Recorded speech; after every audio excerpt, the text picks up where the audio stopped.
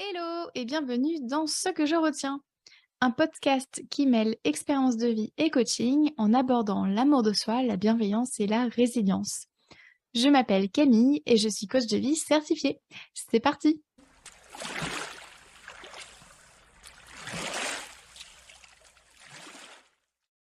Aujourd'hui, dans ce 24e épisode, je t'explique ce que je retiens de ces injonctions que j'ai eues pour les fêtes de fin d'année. Alors, tout d'abord, deux petites précisions. Tout ce que j'aborde dans cet épisode s'applique à n'importe quelle fête familiale, peu importe ta culture.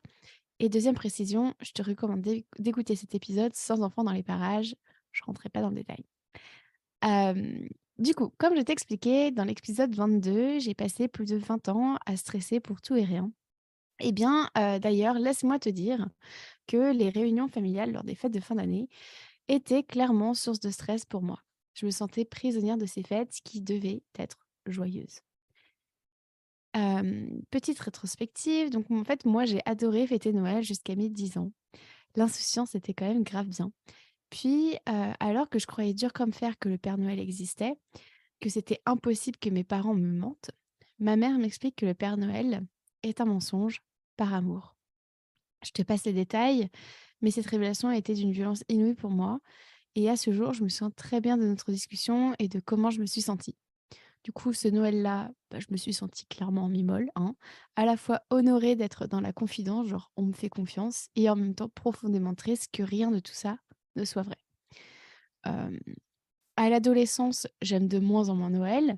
Entre les traditionnelles disputes familiales, la pression de devoir être parfaite ce jour-là et le sourire imposé, alors que je subis des maltraitances et du harcèlement, ça fait un peu beaucoup. Puis ensuite vient la culpabilité de me dire que je devrais aimer ces fêtes-là, puisque j'ai la chance d'avoir toute ma famille réunie et en vie, compris mes 4 grands-parents. Et aussi parce qu'en fait, j'ai eu la chance de connaître, 4 de mes arrière-grands-parents et même plutôt de bien les connaître. Heu, le premier arrière-grand-parent qui est décédé dans que j'ai connu, il est décédé, j'avais 13 ans, donc une chance incroyable, donc grosse culpabilité à ce niveau-là. Et puis à un moment, je suis triste de ne pas avoir le droit de fêter Noël avec, mon mec, parce que bon, bah, voilà, faudrait quand même pas se plaindre, hein, et puis il faut sourire et être heureuse. J'avance le fil de l'histoire. Une année, je suis en dépression et j'ai un burn-out et alors du coup, vient la question: comment fait-on pour être heureuse durant les fêtes de fin d'année dans ce contexte? Qu'avec mon mari, on a pris la décision de mentir à nos proches. On vivait déjà en Irlande depuis des années, mais on a prétexté qu'il n'avait pas de congé pour Noël et que par conséquent, on ne rentrerait pas pour fêter Noël avec tout le monde. Hem, là, clairement, je réalise la chance incroyable que j'ai d'avoir, épousé un homme qui me soutient. Les années suivantes, bah, ma santé mentale allait mieux. Du coup, bah, j'ai continué de penser que j'aimais pas fêter Noël. Mais bon. Et puis en fait, voilà, depuis un certain temps, on ne fête, Noël qu'exclusivement avec, les parents de mon mari, car avec eux, on se sent bien et personnellement, je n'ai pas l'impression de devoir jouer un jeu. Je suis pleinement moi. Je me sens pas jugée, je me sens aimée et bienvenue. Du coup, j'ai commencé à aimer fêter Noël et il y a aussi eu, les 2 ans de pandémie mondiale qui nous ont, contraints finalement à rester, chez nous en Irlande et du coup, bah, à fêter Noël, tous les 2. Et puis cette année, pour la première fois depuis 2019, on va pouvoir fêter Noël, à plus que 2 et ça me réjouit. Je me réjouis de passer un moment en famille et de recharger mes batteries émotionnelles. Hem, en fait, là, ce que j'essaie de t'expliquer, c'est que Noël a été pour moi plus souvent associé à des émotions désagréables que l'inverse.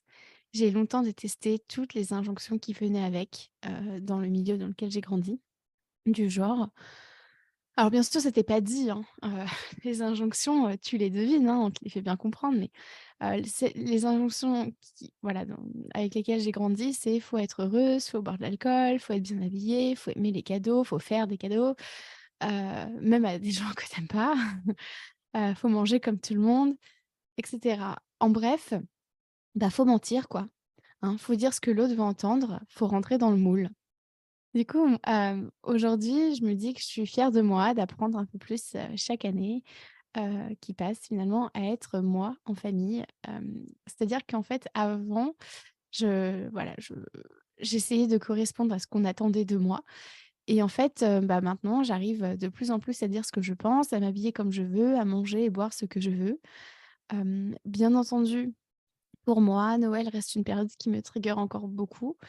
Hem, du coup, dans ces moments-là, je sais que je m'apporte encore plus de soutien, de tendresse et d'amour, en amont notamment, afin de me rassurer sur le fait que je suis en charge de mon Noël idéal.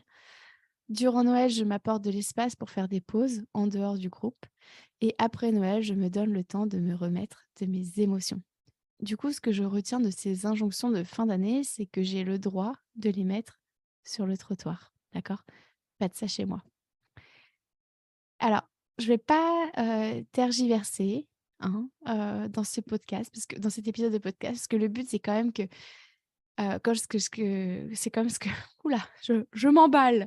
Est-ce que c'est parce qu'il fait froid chez moi que je n'arrive plus à articuler? Très probablement.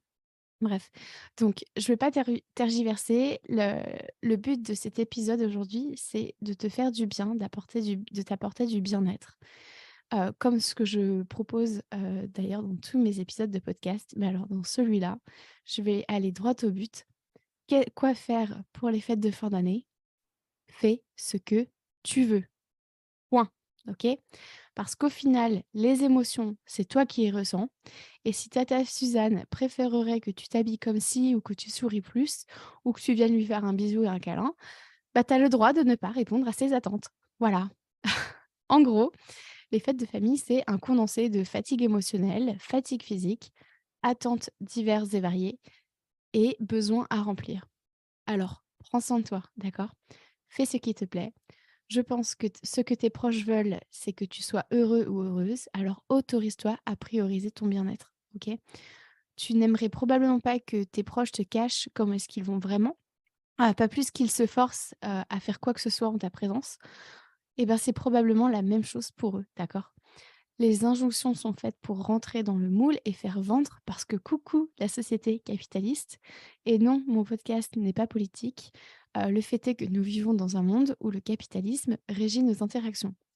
Donc, rappelle-toi, tu es très bien comme tu es normal, tes émotions sont légitimes, tu mérites de vivre chaque jour qui passe comme tu l'entends.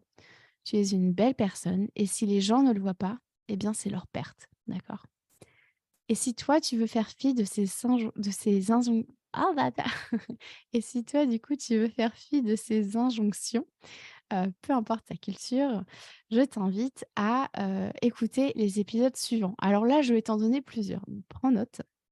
Donc pour faire fi des injonctions, je t'invite à écouter l'épisode 6 sur les attentes, le 23 sur la peur de décevoir, le 21 sur, comment se sentir aimé, le 15 sur les limites, le 16 faire le point sur une relation, le 13 les besoins, qui est donc l'épisode le plus important de mon podcast, le 9 sur les diverses fatigues et le 7 comment être soi avec les autres. Et je t'invite aussi à te questionner. De quoi j'ai besoin en ce moment? À quoi ressembleraient mes fêtes de fin d'année idéales ou n'importe quelle autre fête, que tu souhaites célébrer? Qu'est-ce qui compte le plus pour moi pendant les fêtes?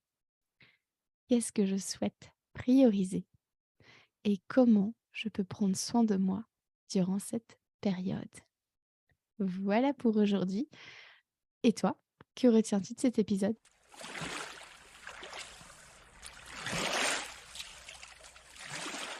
Merci à toi d'avoir écouté cet épisode jusqu'au bout. Si tu souhaites en savoir plus sur mon travail, rejoins-moi sur Instagram sur la page La Coach Camille, ainsi que sur mon site internet www.lacoachcamille.com. Prends soin de toi.